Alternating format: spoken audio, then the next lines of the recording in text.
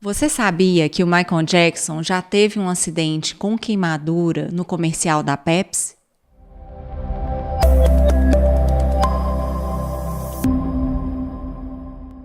Eu sou Renata Fontani, especialista em pele, e hoje eu vou conversar com o Dr. Ricardo quais os prejuízos que esse acidente causou para o Michael Jackson.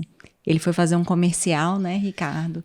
E esse comercial, uma hora soltou uns fogos, caiu no cabelo dele, o cabelo ficou em chamas, ele custou a perceber, a equipe custou a perceber, e ele teve uma queimadura de 2º, 3º grau. Como que é Exato, isso? Renata, as queimaduras, elas são acidentes muito mais frequentes do que a gente imagina, infelizmente, né? E essas queimaduras, elas podem ser de diferentes tipos, dependendo da profundidade e da gravidade da lesão. O Michael Jackson, ele teve uma queimadura que foi com fogos de artifício, digamos assim, no comercial, né? Parece que sim, caiu, né? E o cabelo pega fogo Pegou muito fogo. rápido, né, Ricardo? Isso. Ele estava na gravação de um comercial, soltaram uns fogos e esses fogos atingiram o cabelo dele, que entrou em chamas e acabou queimando o couro cabeludo, né? A gente tem até umas fotos do acidente, né?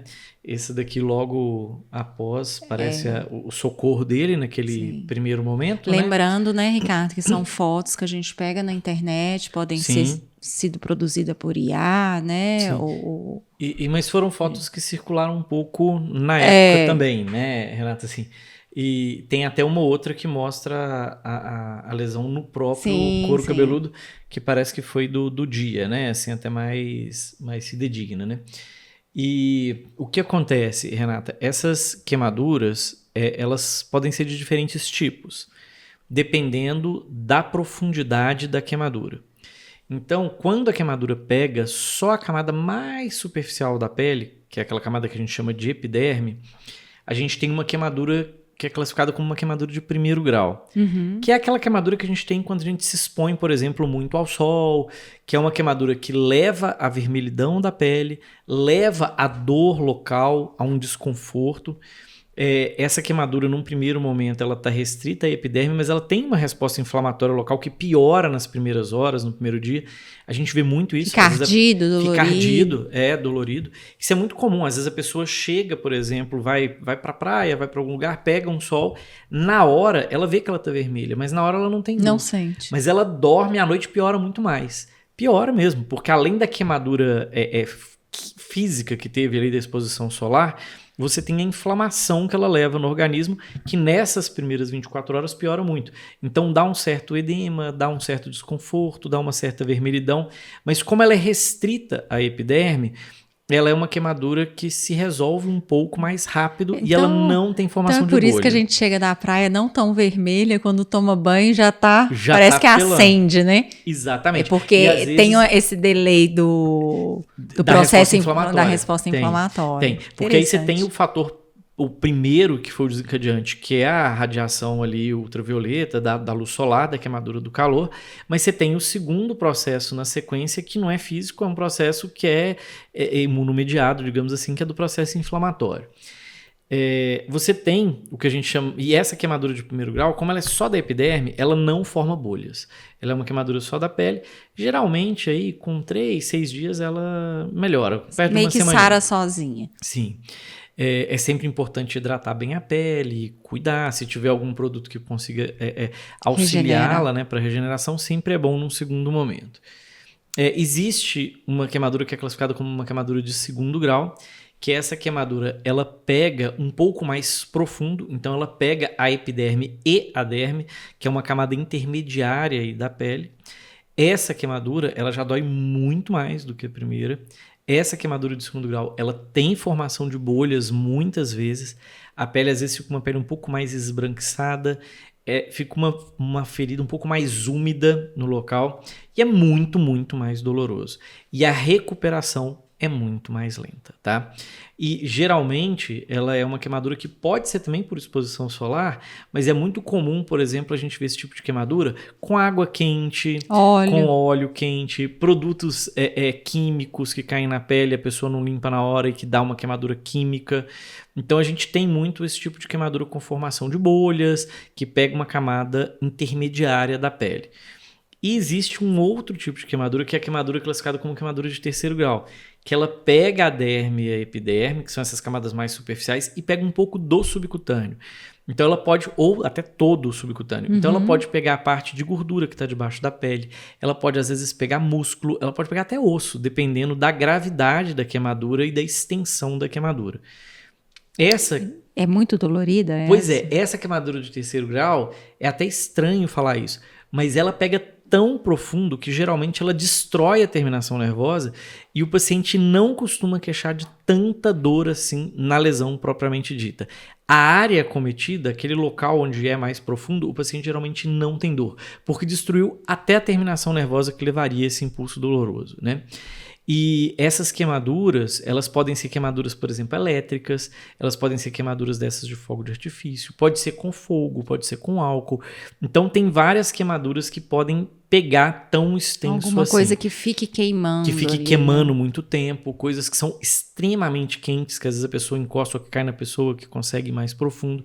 Então são queimaduras muito mais graves. A recuperação é muito mais demorada, costuma precisar de procedimentos médicos cirúrgicos, às vezes da cirurgia plástica, às vezes de um retalho, às vezes de um enxerto naquela localização.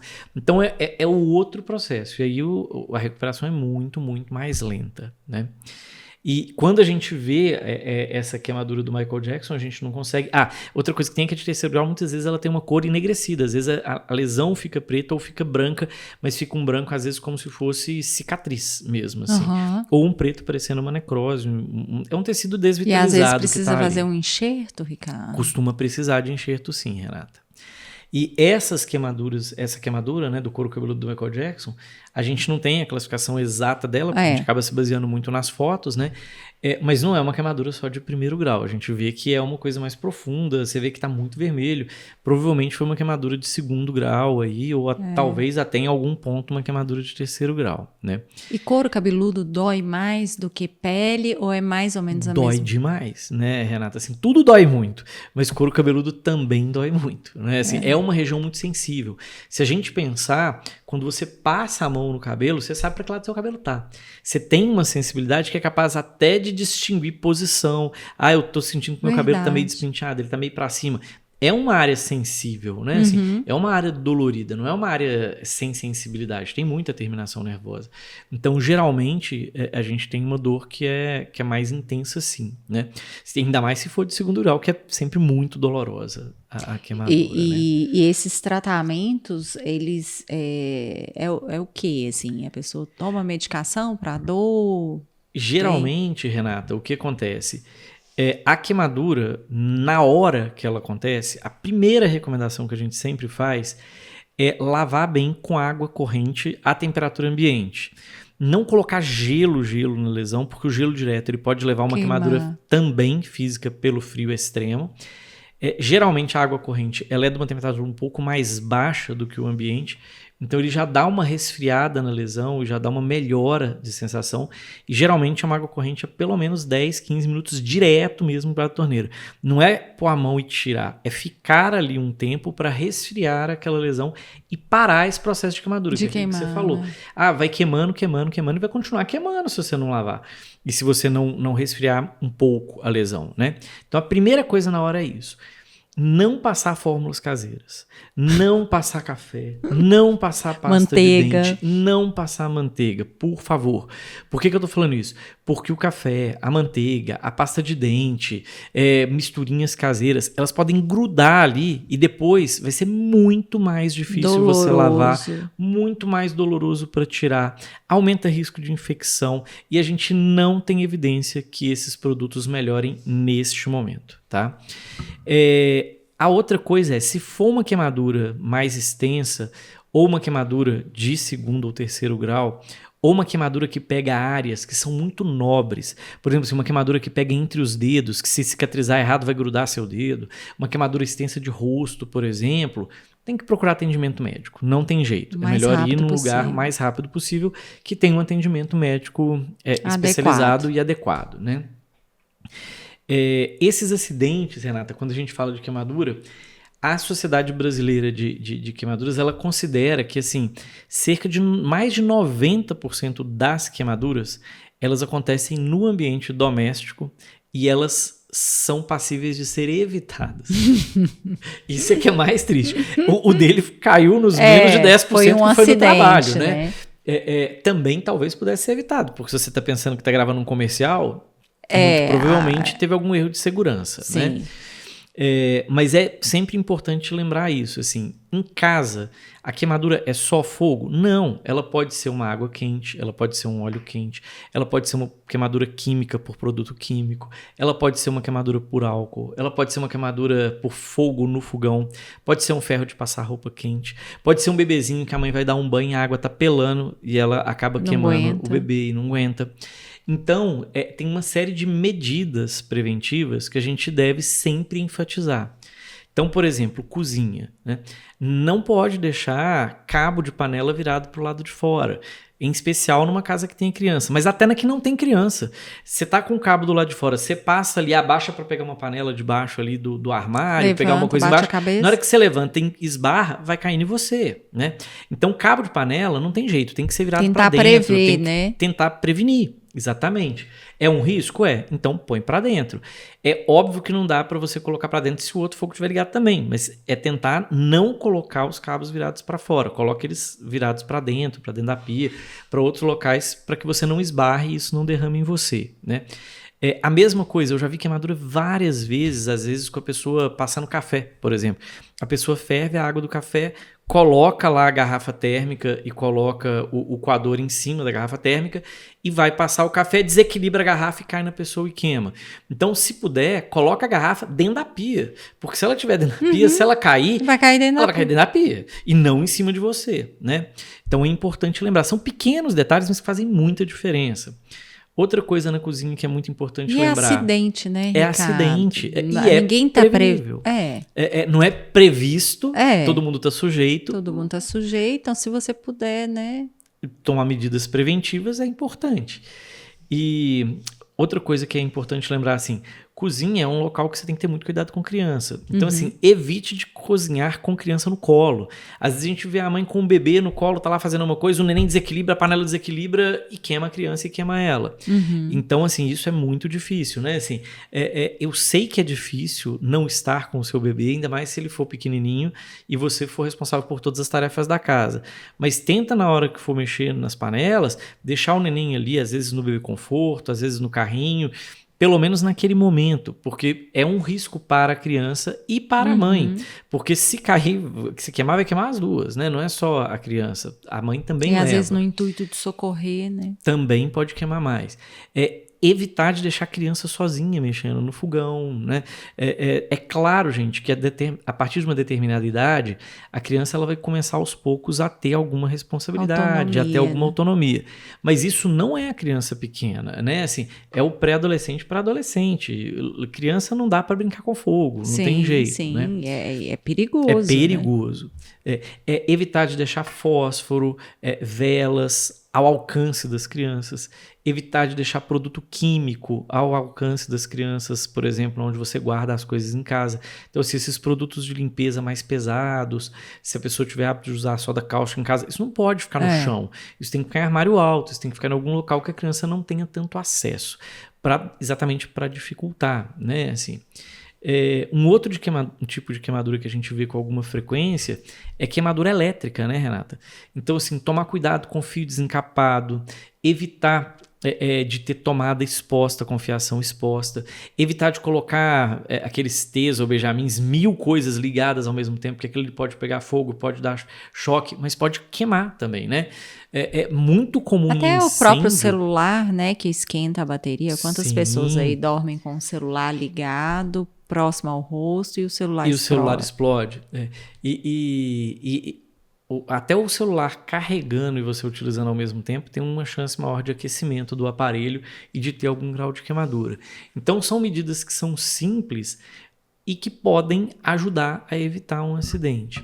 Uma outra coisa que é meio óbvia, assim, mas a gente não lembra, né? Assim, ter muito cuidado com churrasqueira, muito cuidado, não só com fogão, mas com essas coisas que a gente sabe que tem um risco maior. Não acender churrasqueira com álcool líquido, né? O álcool líquido, fogueira, o álcool líquido hoje, o ideal é que ele seja meio proscrito para o ambiente doméstico, né? Assim, o ideal é que você use só o álcool gel, porque pelo menos ele não espalha tanto. O álcool gel pega fogo.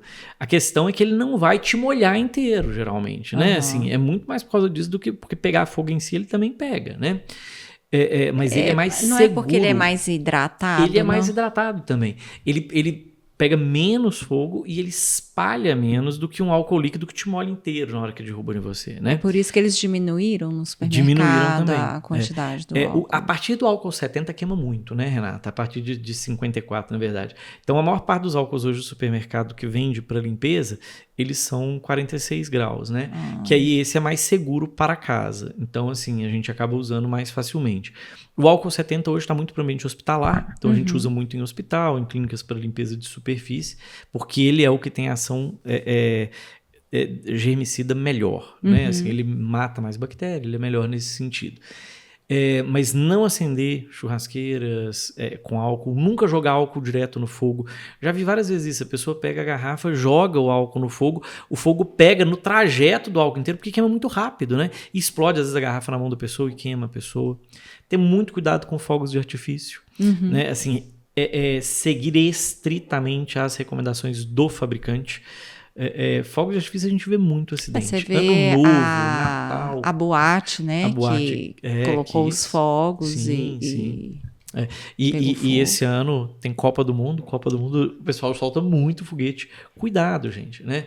Eu lembro que teve um ano que eu trabalhei num hospital grande de trauma de Belo Horizonte, na época que eu estava formando, assim, no Réveillon. Eu fiquei impressionado com quantas amputações que eu vi de dedo no Réveillon por causa de fogos de artifício.